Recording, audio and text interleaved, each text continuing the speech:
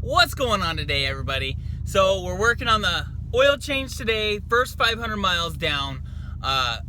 Actually 509 miles down. I'm sitting in the car right now. I'm letting it get warmed up.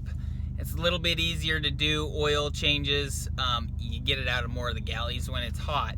But one thing that I want to do with this oil change is go through the Banjo bolts. So I purposely left the screens in the Banjo bolts for this first break-in or first set because there's a good chance, and I proved it with the first oil change, that there's a good chance there's going to be a pretty good chunk. So I left the screens in the Banjo bolts to help collect some of that. Now when you get into going harder on the engine, those Banjo bolts become a restriction, and you have problems where you have oil starvation problems because the filter will get clogged up and it won't allow oil to pass through, and one of them is right to the turbo. So I'm gonna go through. You have to pull the intercooler off to get to them, and there's 3 or 4, I think there's 3 with filters in it. There's 5 total. I'll have to check on that, but I think that's what it is. There's 1 on each side of the block. Now there's 2 that are connected by a tube, a metal tube. One side will have it and one side will not. One has just a straight Banjo bolt and one has a filtered Banjo bolt. So I'm gonna go through and remove the filter in the Banjo bolts that I actually do have and do this oil change. I already got it warmed up. It's up to operating temperature right now. I've got it up on the blocks, the hood's up, and the oil's sitting out, and we're ready to get to this oil change. So I'm gonna shut it off and go to work, get this oil change done.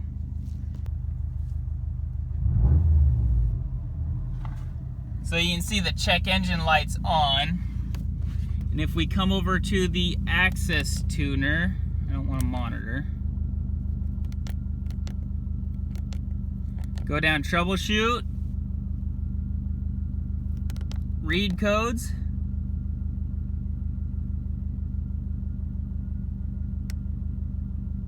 secondary air injection system. That's totally fine to have on there. I know that that's the problem. I don't have it on there. Now I can't reset the ECU because it's running, but once it's off, I can reset it.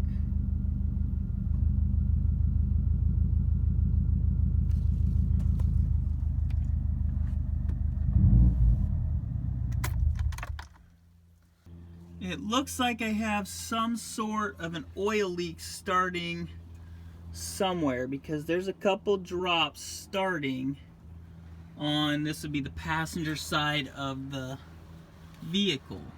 Now it actually looks like it might be coming out from inside the heat shield because it's coming around this way. It's coming out around this way, and it looks like it's coming down this way. And when I'm driving, it's spraying on here and getting on this way. But that is definitely oil. There's 3 decent little oil leaks, and that is oil. So we'll have to look into that.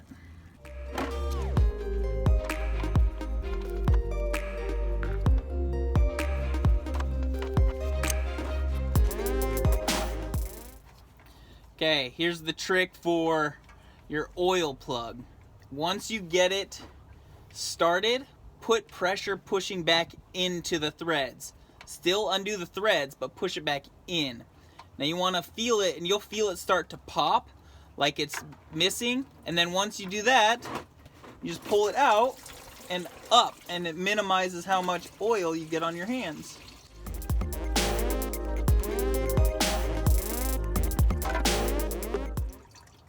While that's draining, I'm probably going to take this heat shield off to see if I can see where it's leaking up underneath this. If it is actually underneath this, there's 4 bolts on it. They're all 12 millimeter that I can take off, and this bottom heat shield should fall right off. So I will leave that to drain and get as much out as it can, and we'll go from there. I didn't see any chunks come out this time. It did come out a little bit faster than last time, but hey, that's a good thing.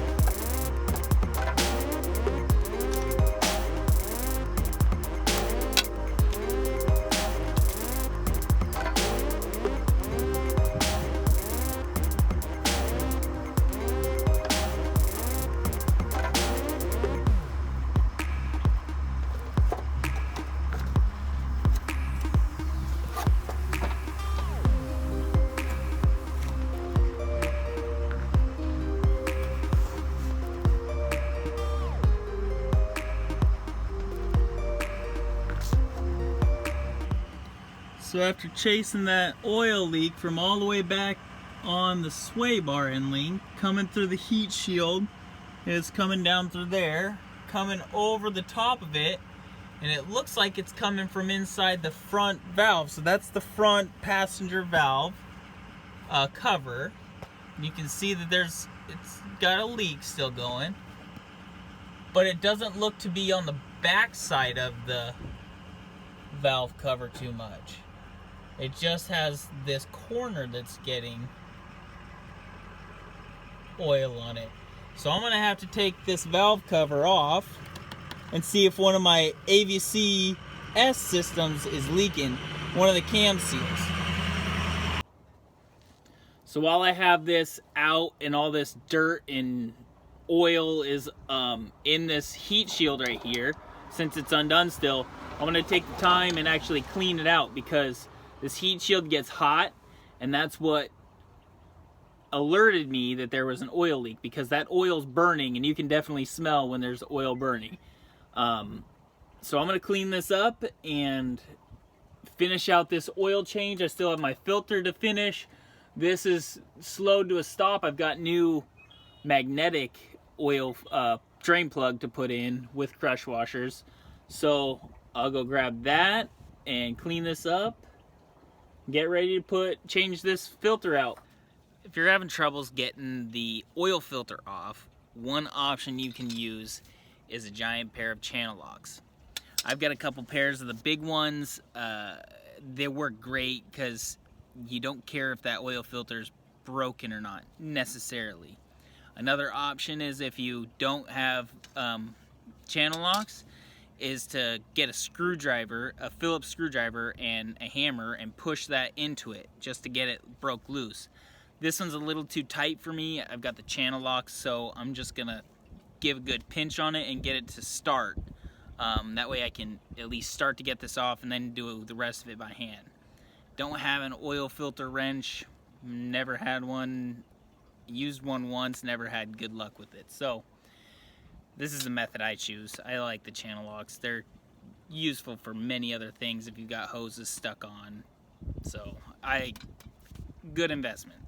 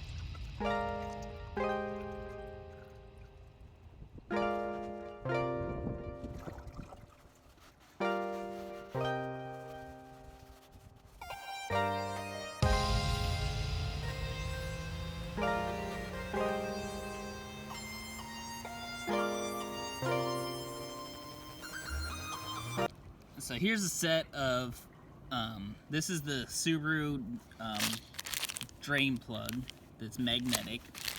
And if you want to get it, here's the part number for it. This is for, I think, almost all STIs. But you can look it up. That's the part number for mine.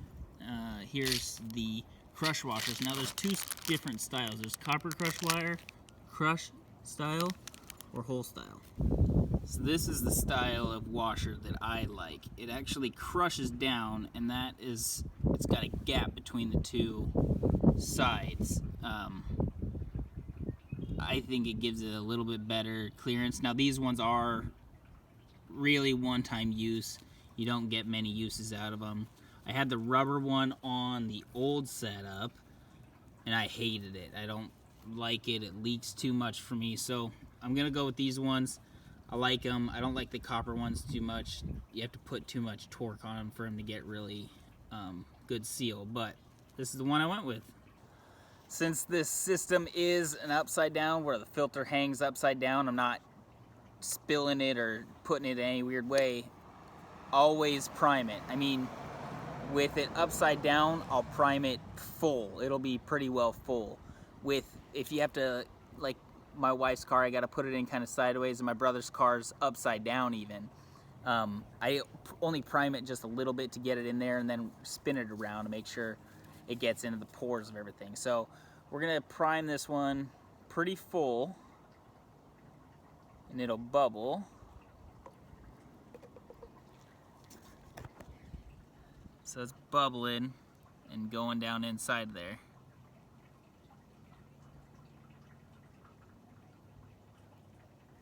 So we'll let it set for a second, put a little bit more in. And it's debatable whether or not you should put oil on the ring. You're here, you might as well. You saw how hard that one was to get off. It makes it like, it's kind of like the head studs. You put grease on the head studs to get them torqued down right. That's the way that I see it. It's 2 seconds worth of your time and an oily finger that's it. So fill this up one more time. That'll be plenty. Okay, so we'll put this in the car now, and then we'll get the magnetic one switched out for that old style.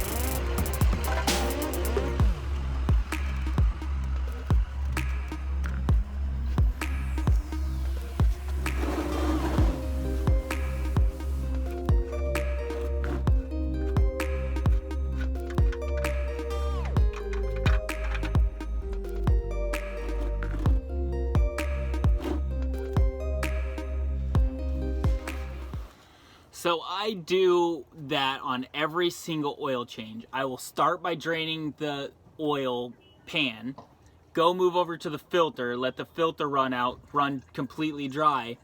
You have to drain this, put the plug back in, drain this, put the new filter on, and then open this back up again, because you saw how much oil still stuck in there.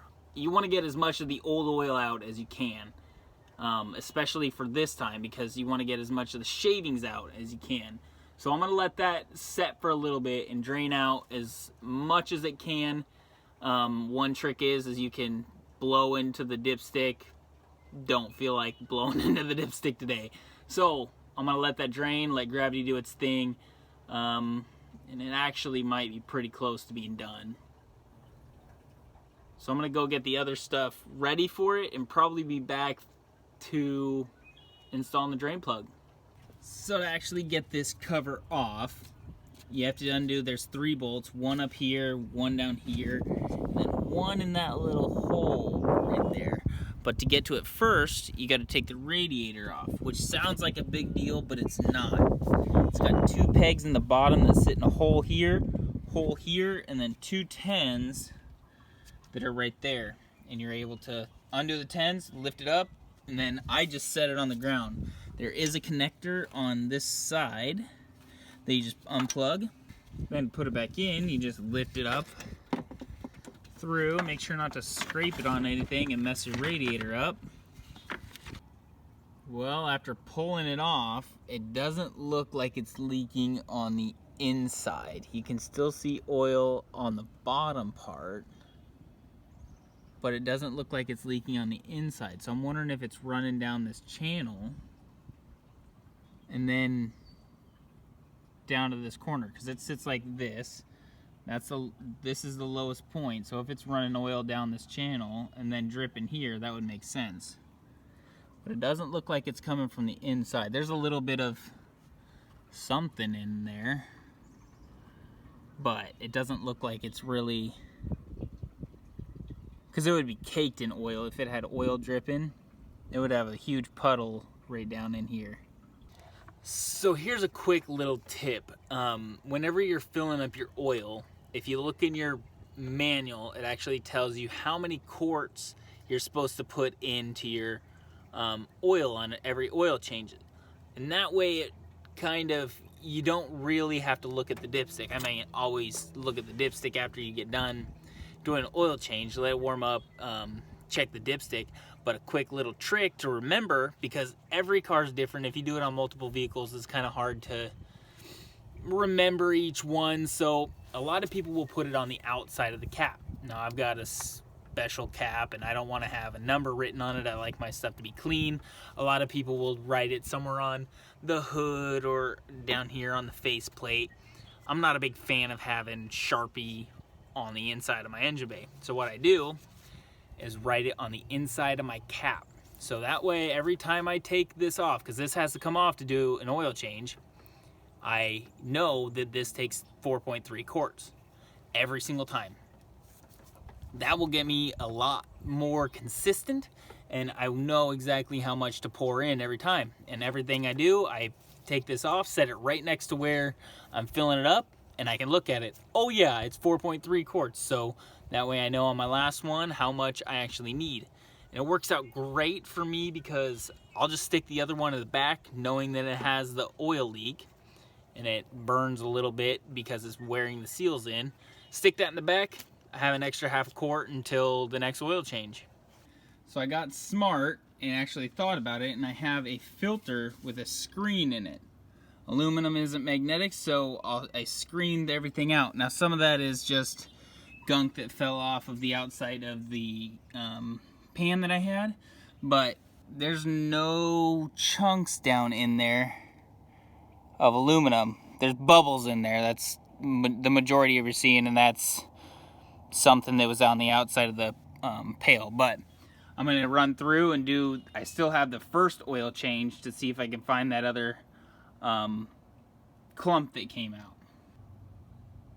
After all 6, this is all that was in there. Nothing magnetic. Most of it's stuff that fell off the side of something that might have been stuck in here, or maybe it was in pulp from one of these juice boxes. But that's all that it is. No big clumps. One thing that I found was super interesting is you can see all the metal flakes that are stuck in the bottom of this. And you can see all the metal shavings. I just thought that was pretty interesting. All that is metal shavings, and it's in each one of them. Remember, this is the second bottle that I poured out, and it's got a lot in the bottom.